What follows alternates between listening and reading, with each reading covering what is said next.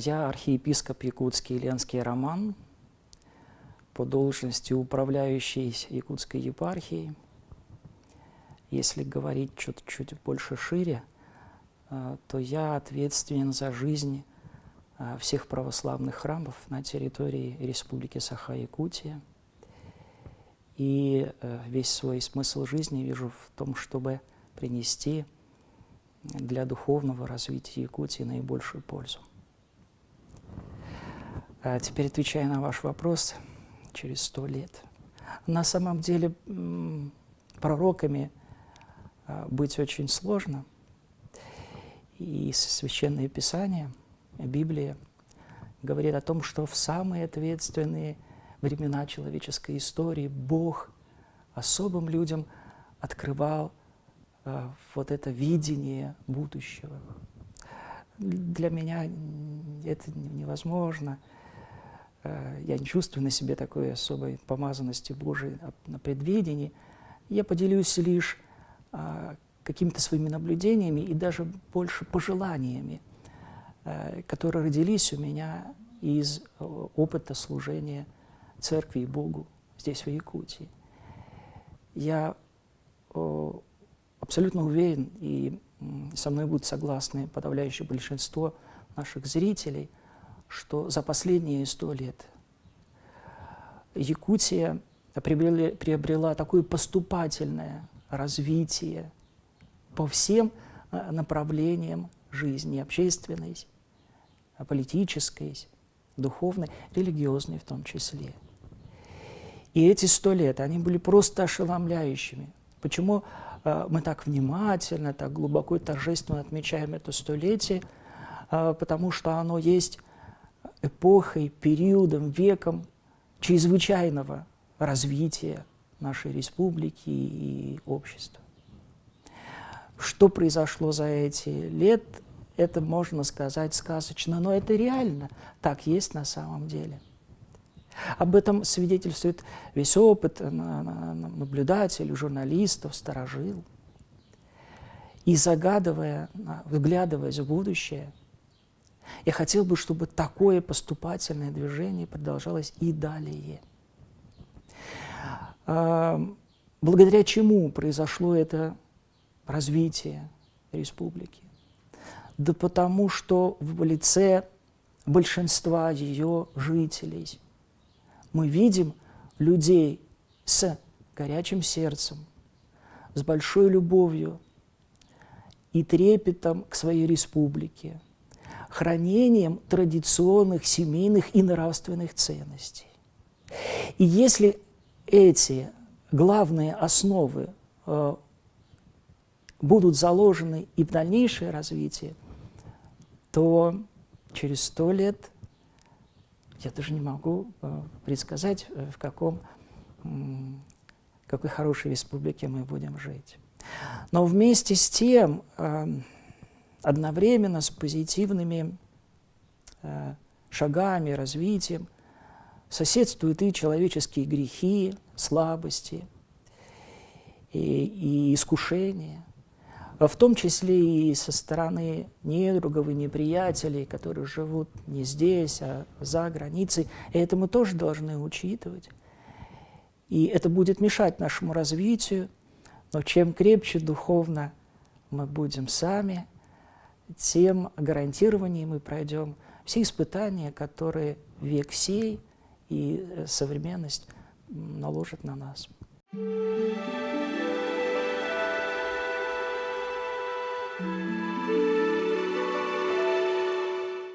И мы рады, что наши предшественники так много потрудились для просвещения, для развития республики.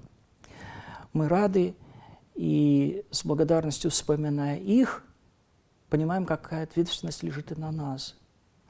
Высокая ответственность продолжить эту миссию духовного развития и просвещения, и культурного преображения нашего общества. Надо отметить, что за всю историю своего существования православная церковь никогда не стирала грани как алмазы, не грани как ограничения, а грани как у драгоценного камня, грани рассвета каждой и самобытности каждой культуры национальной. То же самое мы видим здесь, в Якутии. Присутствие православной церкви не подавляло никогда национальную идентичность якутов, но, напротив, через развитие образования и просвещения укрепляла национальную культуру и преображала ее. Мы благодарим наших предшественников и, продолжая эту миссию, тоже желаем, чтобы никакого поглощения и даже умаления не произошло с богатой национальной якутской культурой, но, напротив, через наше сотрудничество, соработничество было и, как вы сказали, взаимное обогащение. Да, и это прекрасно тоже. 10 лет назад благословением Святейшего Патриарха на меня была возложена обязанность управителя этих храмов. И я воспринял благословение Патриарха как благословение Божие. Так легче потом со всей искренностью, от всей души реализовывать свое служение. И одно из первых приятных удивлений, которые я встретил, прилетев в Якутию, это то, что народ Божий, вне зависимости от уровня религиозности или принадлежности к православию или к другому направлению религиозному, с благоговением чтит не только храм, не только то место, где был храм, а со временем храмы у нас деревянные имеют способность разрушаться в силу климатических условий. Но более того, чтят даже места, связанные с деятельностью священников и архиереев. Вот, например, во многих улусах нашей республики я встречал такое выражение «дорога архиерея». Это то место, куда приезжал архиерей с миссией богослужебной, с миссией проповеди, где встречал народ торжественно, где проходило общение священника с людьми. Это говорит о том, что духовность, вера, самые высокие добродетели, заложенные в человеке, здесь, в Якутии, сохраняются, оберегаются и для большой нашей радости являются гарантом дальнейшего развития людей.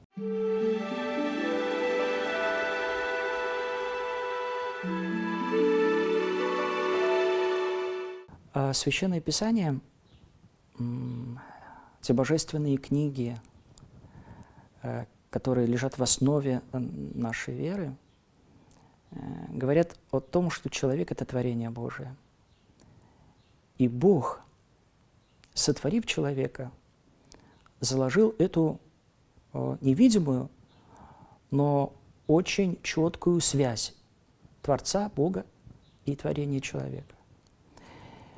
И эта связь, предполагается, что эта связь в конечном итоге, в процессе человеческой жизни, вырастет в то, что происходит соединение человека с Богом, и тогда человек становится наследником божества, он в Боге, он вечен. Вот это задача человеческой жизни, то, что Бог заложил в человеке, это движение к Нему. И поэтому, когда связь человека с Богом, Творца с Творцом разрушается, насильно, предположим, в результате гонений, которые были, да, богоборческих, или же в силу сознательного человеческого отступления от Бога тоже происходит, то в результате этого разрыва человек остается без верного источника жизни. Один из наших религиозных деятелей вот так это сравнивает. Он говорит, вот раньше аквалангист, который погружался в море, на дно моря, он должен был получать кислород через, не газовые, это сейчас получились баллоны, вот тогда были трубы такие, и человек получал этот кислород сверху.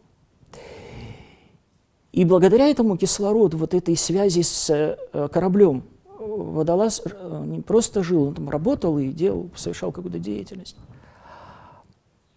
И вот это образ человека и Бога, и взаимосвязи. Да, иногда, работая в воде, водолаз, то ли от избытка кислорода, то ли от недостатка, вдруг думал, да зачем меня что-то там связывает, я вот возьму и обрежу.